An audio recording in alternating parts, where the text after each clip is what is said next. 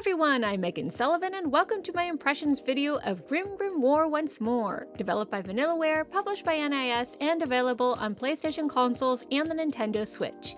This review is for the PlayStation 5 demo. Let it be known that I am a huge Vanillaware fan. I love all of their games. In fact, Odin Sphere is one of my favorite RPGs of all time, so that tells you something. But I didn't play very much of GrimGrimoire back in the day, and I think the reason is that its real-time strategy element kind of threw me for a loop, and thus I don't think I gave it a fair shake. But now Vanillaware has a shiny new version of the game about to be released, which means I get to give it a second chance. So, what do I think of GrimGrimoire Once More? Well, I'll be honest. I have no idea what to make of this game. It's such a beautiful, baffling, unique, fun, yet tedious and chaotic experience, and it's hard to process it all. But the good news is I think I really like it, but it does come with a few caveats. In GrimGrimoire Once More, which is such a delightful title, players take on the role of aspiring mage Lilith Blonde, who has joined the Magic Academy at the Silver Star Tower. Everything seems magical and wonderful at first, but Lilith is quickly thrown into the deep end of a bizarre murder mystery, one in which she must relive her first 5 days at the Academy over and over again in order to stop an evil being from exacting revenge on the students and teachers there. GrimGrimoire wastes no time throwing you into the deep end of things, and it's wild and I kind of love it. Each day, Lilith is forced to reintroduce herself to the teachers and students at Silver Star Tower and glean new information about their circumstances. Every new piece of the puzzle gets her closer to finding out why she's stuck in a time loop and what she's supposed to do in order to prevent a terrible tragedy from happening. It's great because it's like an interactive version of the movie Groundhog Day, except instead of a groundhog, there are fairies and elves. Now, I admit it's a little disappointing that you can't actually run around the Silver Star Tower. Instead, the story element is more like a visual novel than anything else. Characters barely move. But the good news is characters and environments are beautiful to behold. Vanillaware always brings the fire when it comes to stunning 2D graphics, and they're even lovelier with a better screen ratio and updated resolution. Colors are so rich and vibrant, and each frame is a joy to look upon. If you love George Kamitani's art, this game is definitely for you. By the way, the music is also lovely. It's a mix of strings and winds and is very medieval fantasy. It's exactly what you expect in the best way possible. The English voice acting can be a bit hit or miss at times, but I still like it, and there is the option of Japanese voiceover as well. Okay, so the story is intriguing and the visuals are amazing, but how do you actually play the game? Well, that's where combat comes in, and this is where Vanillaware takes some risks. The result is something fun and compelling, yet also frustrating and, like I said, kind of chaotic. The action takes place on large battle maps that are not only wide, but very vertical, with the edges of the map hidden in shadow so you can't see any enemies lurking there unless you send ally units to investigate the area.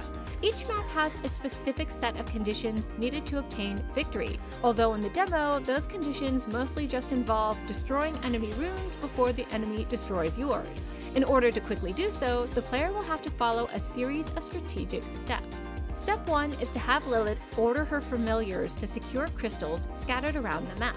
Once they do, they'll be able to extract mana from the crystal and transfer it into a nearby magic circle called a rune. Once enough mana is gathered inside the rune, Lilith can then spend that mana to do things like summon more mana-gathering minions, call forth attack units which can pummel enemies and shatter enemy runes, level up a rune so Lilith can call on more powerful beings, or create stationary defense mechanisms called symbols that guard ally minions and crystals from enemy droves. On top of that, if Lilith has enough mana, she can create and place additional rune circles around the map and call on an entirely different set of minions to do her bidding. Since there are 4 types of magic in the game, Lilith can make 4 types of runes that come with their own unique set of familiars. These familiars have different strengths and weaknesses, as well as different attributes.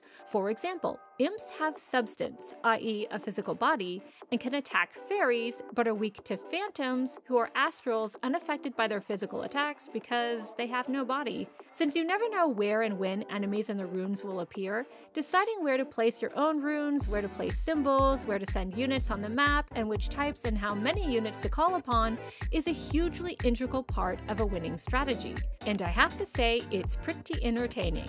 I enjoyed sending out swarms of fairies to look around the map for little imps to shoot down, or having a dragon absolutely wreck the map with fireballs so that the squad of demons behind it can hunt down enemy runes and destroy them.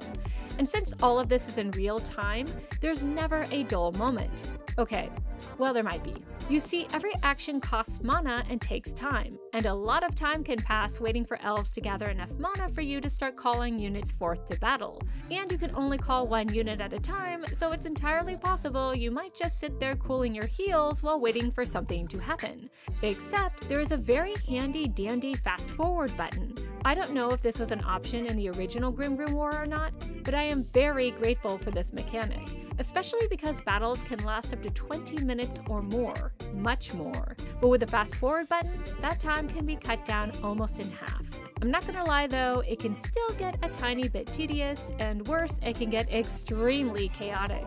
If you manage your mana right, you can have dozens of ally units running around the battlefield at any given time, and it's hard to keep track of them all. Now, the developer does make a heroic and appreciated attempt at making it easier to manage your magical army. By pressing left or right or up or down on the D-pad, you can either select a single unit, a type of unit, or all units and issue them commands. You can also quickly scour the map using the right analog stick, zoom in and out to get a better idea of what's going on, and even save in the middle of battle or pause the action to catch your breath. And if things get dire, you can always use the new Grand Magic spell set, which lets you do everything from rewind mistakes to heal allies to obliterate scores of enemies with a one-shot spell. This is a really nice addition that takes the edge off battle. Another thing Vanillaware added, and I love this, is a skill tree that lets Lilith access multiple grimoires, each of which unlocks special familiar abilities and attributes that will make them faster, stronger, and more formidable on the battlefield, which in turn makes combat easier and the time it takes to complete a map a bit shorter.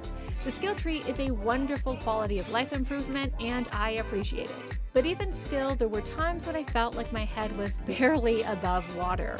There's just so much going on and so much to keep track of on the battle map that honestly it can feel a little overwhelming. And yet combat is still kind of inexplicably addicting. There's a lot of interesting strategy involved, and it's kind of exciting. And I admit the more I practiced, the more I found myself getting a little better and a little bolder with my tactics, so that's good. I just wish I could have unlocked a few more unit types so that there was a little more variety on the battlefield. But that's okay, it was still fun. At any rate, the demo is only about an hour and a half long, and thus it's hard to do a deep dive of the combat and story, but so far it's both promising and a little off-putting. I like what Vanillaware is going for here. It's something unique and attention-grabbing, but it's also a bit of a mess. So I think I'll spend a little more time with the demo before deciding if I really have the patience or aptitude to endure 5 very crazy days at the Silver Star Tower. What did you guys think of the demo? Let me know in the comments below. Thanks so much for watching, guys. See you later.